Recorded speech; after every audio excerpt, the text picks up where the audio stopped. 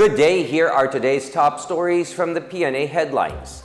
President Ferdinand R. Marcos Jr. marks 47th National Disability Rights Week with a launch of 50% train fare discount for senior citizens and persons with disabilities or PWDs.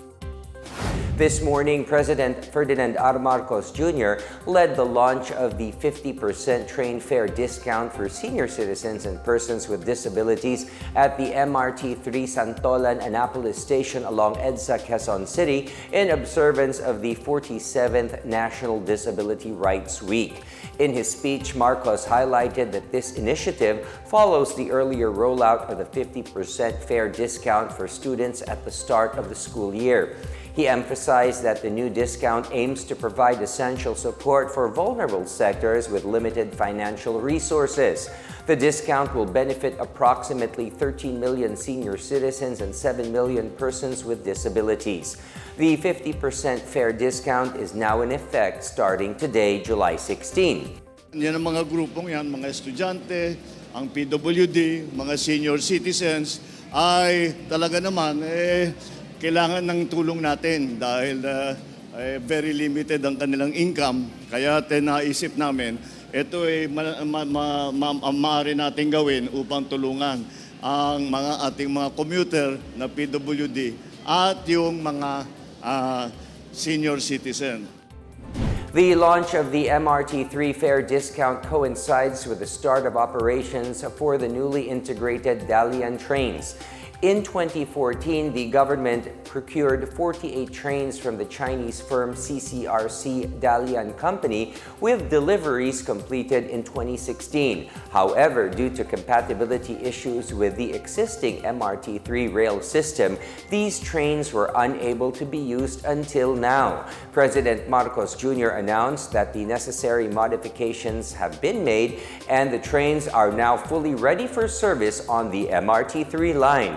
Nakakatuwa naman, hindi naman nasayang ang ating pondo. Kaya maging hawa ang pagbiyahe ng ating mga kababayan, lalo na mga senior citizen, lalo na PWD at saka yung mga estudyante natin.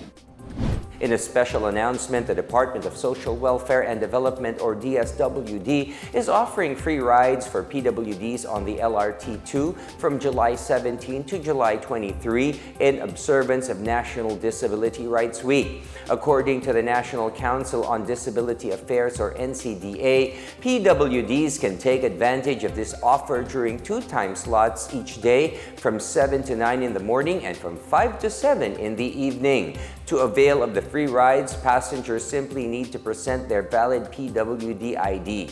This year's National Disability Rights Week carries the theme Innovation for Inclusion, Building Inclusive Communities Together. Nearly 1 million Filipinos have already benefited from President Ferdinand R. Marcos Jr.'s initiative to provide affordable rice at 20 pesos per kilo, according to the Department of Agriculture. As of July 14, the department reveals that over 2,100 metric tons of subsidized rice have been sold to more than 217,000 households through the Benting Bigas Meron Na program. The rice is now available at 162 kadiwa ng Pangulo centers and select agencies and local government units across the country. In an interview, DA spokesperson Assistant Secretary Arnel de Mesa shared that the agency aims to open 1,500 sites by 2028 and reach 15 million beneficiaries. He added that the program delivers on the President's commitment to provide affordable, quality rice, underscoring the government's efforts to ensure food security for all.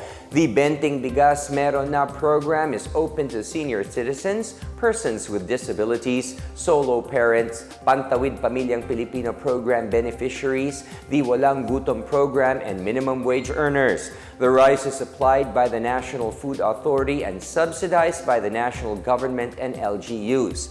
Malacanang said the Marcos administration hopes that all Filipinos will be able to buy the 20 pesos per kilo rice by 2026. Meanwhile, the Philippines remains on track to meet its food security goals under President Ferdinand R. Marcos Jr. DA spokesperson Assistant Secretary Arnel de Mesa cited data from the Philippine Statistics Authority showing agriculture, forestry, and fishing grew 2.2% year-on-year in the first quarter of 2025, a significant improvement from just 0.5% in the same period last year. He said this is nearly in line with the government's 3% agriculture growth target for the president's term. De Mesa also highlighted the government's intensified recovery efforts to support the agriculture sector, which has been hit hard by El Nino, La Nina, successive typhoons, the eruption of Mount Canlaon, African swine fever, and bird flu last year. These efforts include providing production support to farmers, promoting climate-resilient rice varieties, and deploying renewable infrastructure such as solar-powered irrigation and cold storage facilities. De Mesa also stressed the administration's push to boost local production through improved irrigation, with a target of a record 20.4 million metric tons of palay harvest in 2025. Meanwhile, the department continues to implement controlled vaccination and strict border security measures to combat the impact of African swine fever, or ASF, in the hog sector, which declined by 2.3% in the first quarter of 2025. Active ASF cases have been reported in 28 barangays across the Cordillera Administrative Region, Central Luzon, Central Visayas, and Caraga. The Land Transportation Officer LTO on Tuesday resolved an 11-year backlog on motorcycle plates with a total of 5.4 million plates manufactured so far in 2025. In a press conference in Malacanang, Transportation Secretary Vince Dizon said the completed plates were ready to be distributed to LTO district offices nationwide. LTO Acting Assistant Secretary Greg Pua said the plate production has increased in the last 2 years, which addressed the backlog since 2014. He added that on the last day of June 2025, they were able to comply with their commitment on producing over 18 million, including both backlogs and current plate requirements. The commitment was made by LTO Assistant Secretary Vigor Mendoza to President Ferdinand R. Marcos Jr. last year. Of the total plates produced, over 11 million were motorcycle plates, while above 6 million were motor vehicle plates. To date, Pua said more than 7 million plates have been distributed to their owners. Meanwhile, Department of Transportation Secretary Vince Dizon warned that illegal vehicle plate manufacturers will face imprisonment if they do not stop their activities following the arrest of 4 people in San Ildefonso, Bulacan.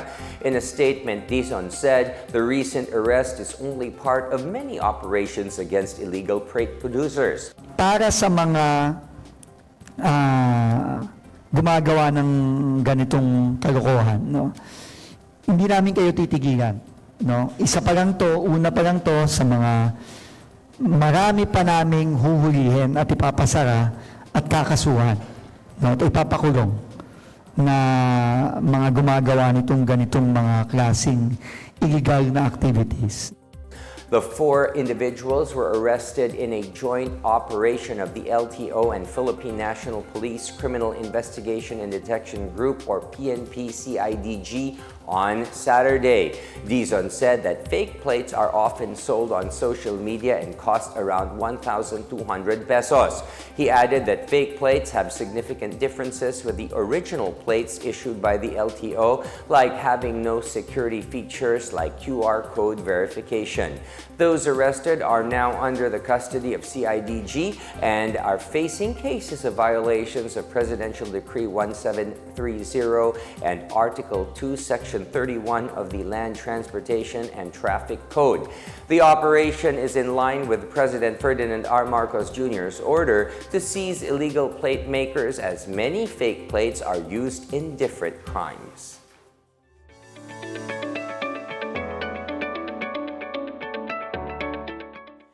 In our business news, the Department of Energy is partnering with the Manila-based Asian Development Bank, or ADB, and the National Electrification Administration, or NEA, for a unified auction system aimed at accelerating the growth of renewable energy development in the country.